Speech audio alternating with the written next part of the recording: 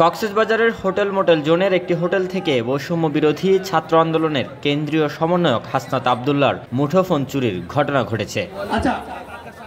বৃহস্পতিবার কক্সবাজার সিলিটন নামের একটি আবাসিক হোটেলের কক্ষ থেকে ফোনটি চুরি হয়।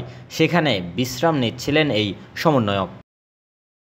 বিষয়টি নিশ্চিত করেছেন কক্সবাজারের পুলিশ সুপার মোহাম্মদ রহমতুল্লাহ। তিনি জানান, দুপুরের দিকে হাসনাত আবদুল্লাহ জানিয়েছেন তার ফোনটি চুরি হয়েছে। পুলিশ তার ফোন উদ্ধারের চেষ্টা চালাচ্ছে। একজন ভাই বলে গিয়েছেন। এর আগে পেকুয়া চকরিয়ার শহীদদের পরিবারের সাথে দেখা করতে বুধবার সেখানে যান কেন্দ্রীয় সমন্বয়ক হাসনাত আবদুল্লাহ। সেখান থেকে বৃহস্পতিবার ছাত্র জনতার আলোচনা সভায় যোগ দিতে কক্সবাজার শহরে আসেন।